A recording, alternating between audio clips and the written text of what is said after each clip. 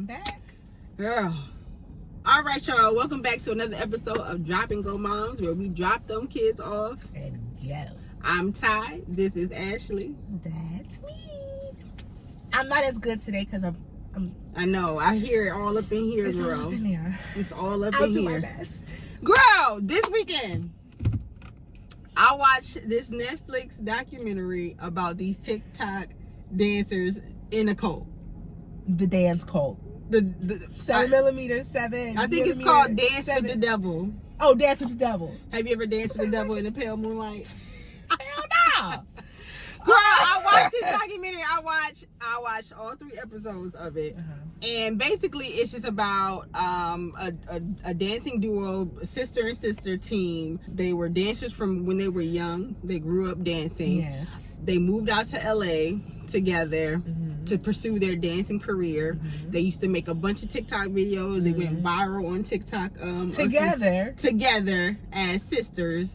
And then one of the sisters joined a management company, a management company where they put all of these content creators or dancers in one house, and then they all just every single day Dance slaves. That's what they were. Fucking dance slaves. I'm a dance slave. I'm your private dancer for money. Do what you. So they were all in this house creating content, and then to be in this house, they were also a part of the church of the CEO. He had his own. He was a pastor too. He was leading the flock. So saith the shepherd. So saith the flock. I guess this is like during the time of like the pandemic, where like everybody was pumping out that content. Yeah. And so he had a lot of dancers, and what happens is once you get into this management company and in this church, then you just start to cut off your own family. Like you can't. I mean, he's basically regular. I don't need no code for that.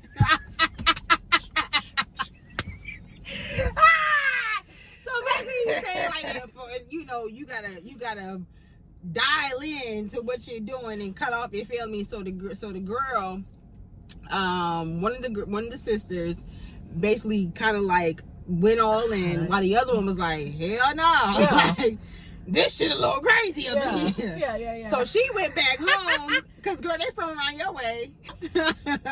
They from D-Town, Detroit. Cold, it's so cold in the D. It's so cold in the D. So that's from around your way. Probably the Brewster Project. Hell no. You saw how nice that house was. Anyway, so one went back home because she was like, fuck this shit, like I'm okay. But the other one didn't. And the other one basically cut off the rest of the family, stopped talking to her sister, stopped talking to the mama, the daddy, the grandfather died. She ain't show up to the funeral. She don't talk to Mimi and Pawpaw no more. Girl, she cut them all off. Girls, why? First off, the whole thing, everybody seems a little iffy, okay? The parents, everybody in the camera like this. We just want you to just come home. I'm like, the fuck?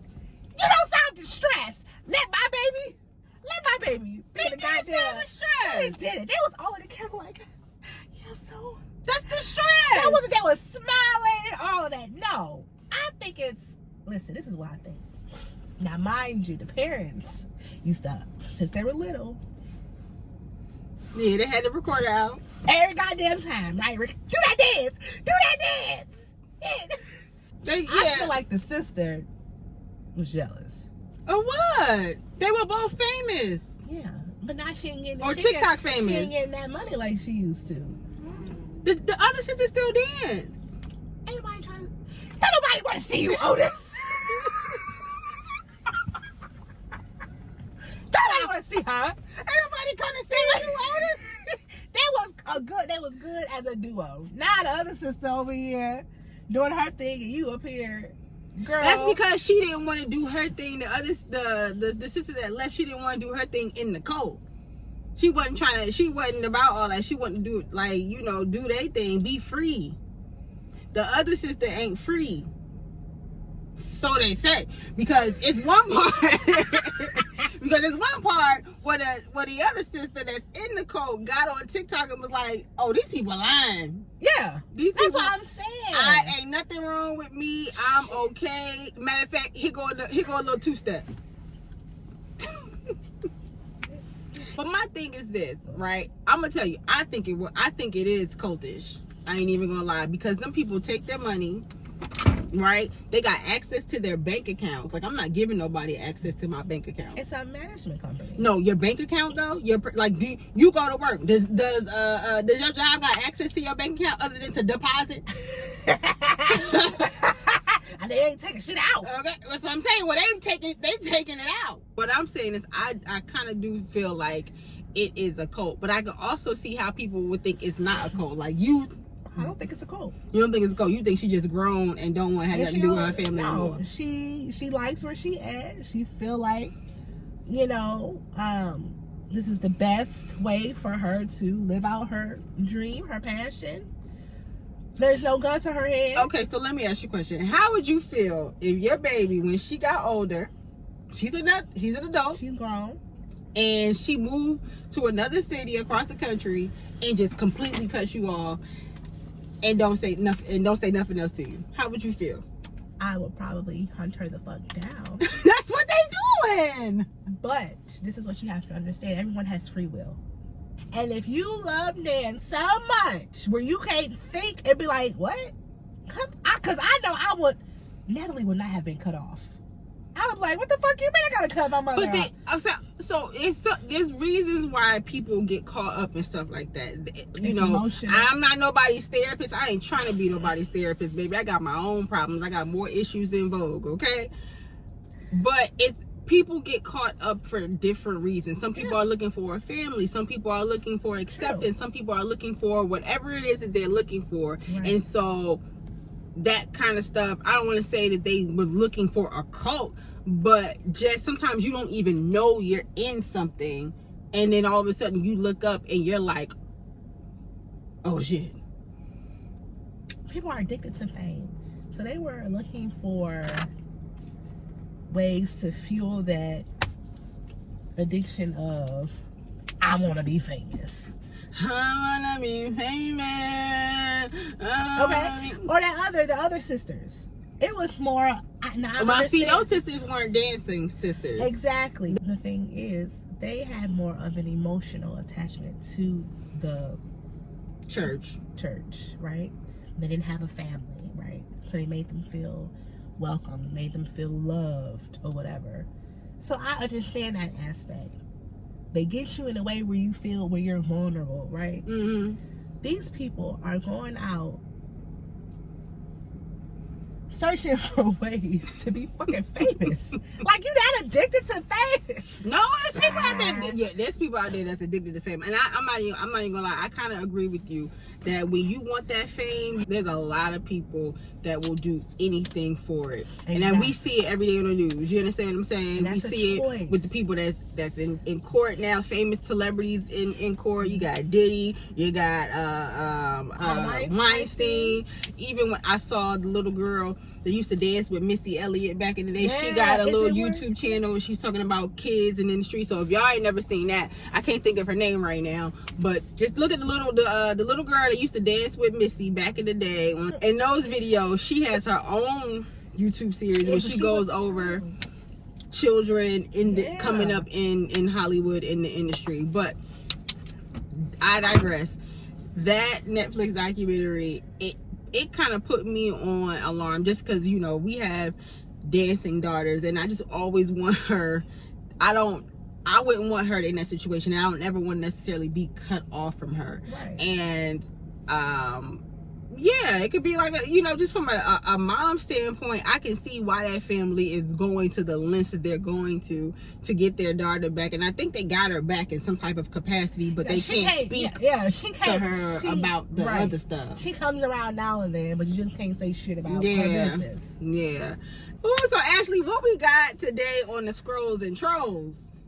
Well, we have our first Dropping on Mom email. For real?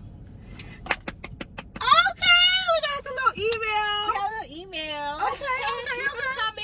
Aw. Okay. Okay, so here it goes. Dear Ashley, that's me. I have been struggling with getting my daughter to feel included in her dance school. She is mixed and she finds it hard to relate to the girls in her class. I am white and her father is black. She has spent majority of her life around my family and rarely sees her paternal side.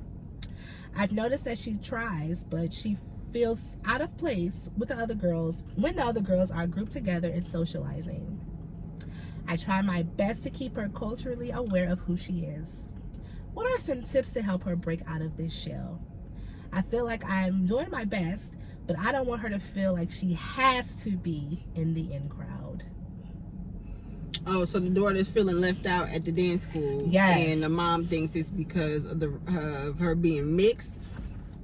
I wouldn't say her being. It's just she spends majority of her time with her mom's side, the white side. So maybe she doesn't feel like she can relate to the other black girls. Okay. You have to put her in position. First off, you got to put her in positions where she can be around other black people.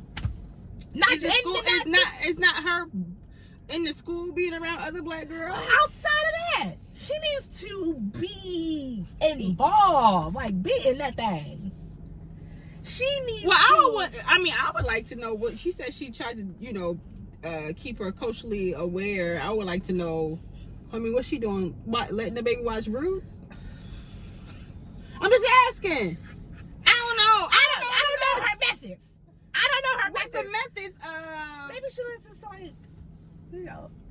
I would say what start with where I know she said that she doesn't necessarily interact or is a part of the paternal father side, but maybe she could reach out to someone on on her father's side and maybe get the girl around that side of the family. But I mean, outside of the whole race thing, right? Like, with her being mixed and she's trying to feel, I don't know. I mean, depending on her age, I don't know if that is it. I feel like outside of dance or outside of her family, what type of school does she go to on a regular? Is it a diverse school? And things like that don't happen overnight, right? Because I'm sure amongst young girls, there's something they have in common. Yeah. Black, white, red, yellow, brown, right? They stay on TikTok. Okay, yeah. There's some TikTokers, YouTube, and all the social medias and all of that. They listen to all the same music, girl. I don't know if she listened to a little Sexy Red. Some of these girls, I be talking bow, bow, bow. I don't know if she listens to that. But I mean, that's something you necessarily can't force. And I would say give it time. Yeah. And if she's genuine about trying to get her exposed culturally, try reaching out to someone on her father's side. Look at your own circle of friends and that you may have. I mean, I'm sure the father couldn't be the only black person she knew. I don't know. But if it's about trying to make the girl blacker or whatever, I don't think that should be the answer. Right. You need to find some type of common. Right. And yeah, maybe her connecting with a dance mom in the studio will be a way to kind of bridge the gap between their daughters and play dates and things like that. I've been on a couple of play dates with studio moms and everything has been good. So maybe it's that, but not trying to force her daughter to be something that she's not comfortable with, right? And just to know that something like that doesn't necessarily happen overnight. That's where I'm with that. Sounds good. Yeah. Perfect advice. But just don't make it seem forced. I think the best bet would be, like you said, link up with another dance mom. Yeah, because I don't want the baby looking like Drake in a room full of Kendricks. You know what I'm saying? Right. Like trying to fit in. You can change your whole style because you're trying to fit in. You know what I mean? Depending on who in the room, you change it up.